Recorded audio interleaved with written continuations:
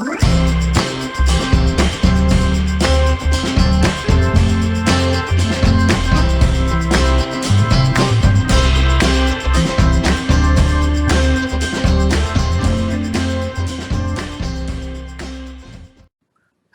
and welcome to the Gamer's Closet. I'm your host, Douglas Weed, and today we're going to be talking about Age of War.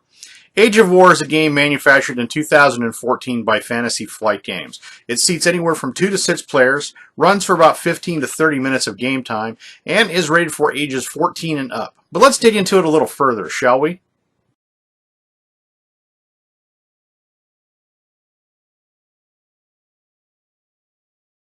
In Age of War, 2 to 6 players assume the role of Daimyos, or Japanese feudal lords, trying to conquer castles and unite the warring clans of feudal Japan.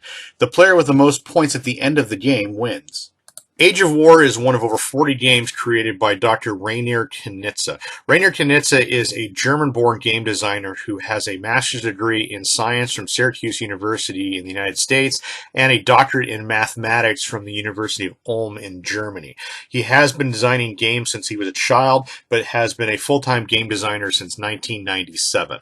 Age of War has been released in multiple languages, including English as well as Spanish, French, German, Hungarian, Italian, Romanian, and in its home theme language of Japanese. This game does come with multiple pieces. It comes with a game box, 14 castle cards, and 7 customized dice.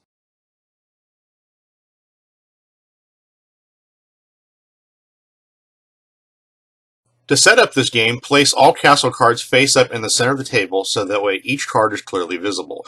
Place the dice near the cards within easy reach of all players and randomly select a player to be first and take their turn. Age of War is played over several turns starting with the first player and going clockwise. On a player's turn, they roll the dice and muster their troops, and they must use varying troop types, infantry, archer, cavalry, and daimyos, to try to conquer a castle. The game ends when a player conquers the last castle in the center of the table. The dice contain 6 symbols used in the game. 1 sword is 1 infantry, 2 swords is 2 infantry, 3 swords is 3 infantry, the bow and arrow is archery, the person on horseback is cavalry, and the face mask is a daimyo. During each player's turn, a player tries to conquer a castle by filling all battle lines on the card. The player begins their turn by rolling all 7 dice. They then decide to either start conquering a castle or to reroll their dice. To reroll their dice, they must lose a die by setting it aside for the rest of the turn. To start conquering a castle, the player selects a face-up castle card and fills any one of its battle lines. To fill a battle line, the player must place the dice on the battle line that matches all the symbols of the line. Then the player rolls their remaining dice. After each roll, the player must either fill another battle line on the selected castle or lose a die and re-roll their remaining die. This continues until the player either successfully conquers the castle by filling all battle lines or loses their last battle die. This concludes the player's turn and play moves to the player on their left. If the symbols on 1 or more rolled dice match all the symbols of a battle line, the player may fill that battle line. To do so, they place those matching dice on the card covering up that battle line. Dice used to fill a battle line are not rolled by the player for the remainder of the turn. A player can only fill 1 battle line per roll, and they are not required to fill battle lines in any specific order. A player can fill a battle line on any face-up card in the center of the table or in front of an opponent, which I'll go over in a moment. Once a player fills their first battle line for the turn, they cannot fill battle lines on other cards during that turn. All battle lines that are filled must be on the same castle card. There may be rare situations in which a player does not want to fill a battle line. For this reason, a player can always choose to lose 1 die instead of filling a battle line. There are 2 types of special battle lines. Battle lines with a number of a sword symbol are infantry battle lines. An infantry battle line is filled with 1 or more dice showing any number of sword symbols, 1, 2, or 3. To fill an infantry battle line, the total number of sword symbols must be greater than or equal to the number shown on the battle line. For example, here pictured on the right, you need 7 swords to complete it.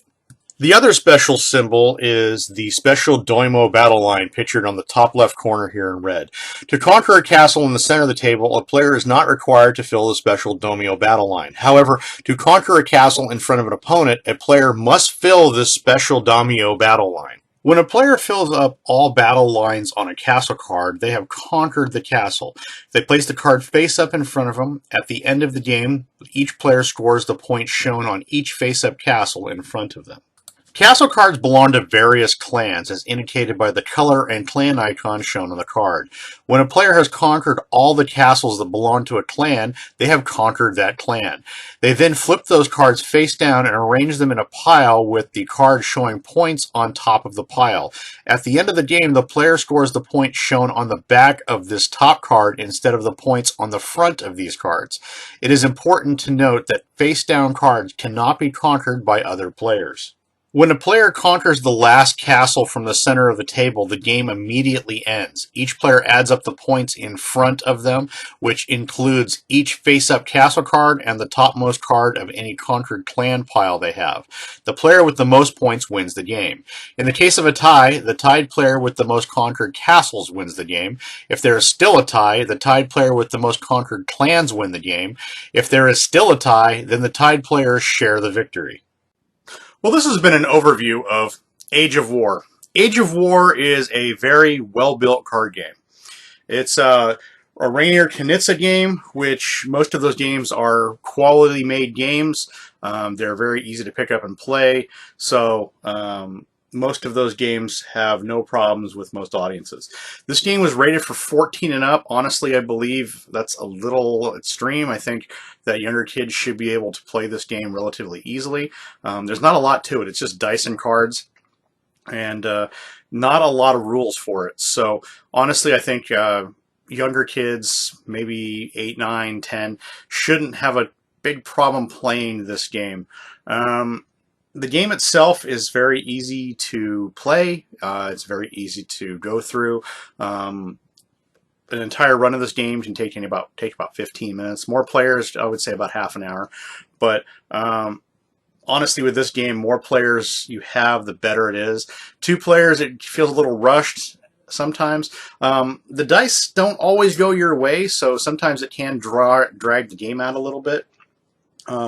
The cards themselves are very nicely made. They're a nice thick card stock. They look really good. The art on them is really good. The dice are well constructed in quality materials. So it's a nice, well-built game. The game goes online anywhere from about 15 to 30 bucks. It's relatively still easy to find, especially with Fantasy Flight notoriously making their games go out of print after a while, but you can still find this one online relatively easy. If you pick up a alternate language copy, I know there's a lot of Spanish copies floating around, the game plays just the same. It has no issues. The cards look exactly the same. You can play, honestly, without having too much of a language barrier, because most of it is just pictures. But like I said, it's very easy to play, very easy to learn. It's still very easy to get a hold of. So if you haven't played Age of War, I would recommend taking a look at it. It is a good time for a game night or something like that. If you want to invite some friends over, I would say you would have a really decent time with this game. So if you haven't played Age of War before, I would recommend playing this game. Well, that's it from us here at the Gamer's Closet. We'd like to thank you for checking out our game of Age of War from Fantasy Flight Games. If there's a game in the future you'd like us to review or go over, please put it in the comments below. Please hit subscribe so that we can be the first to check out our future content. And as always, please have a great gaming day.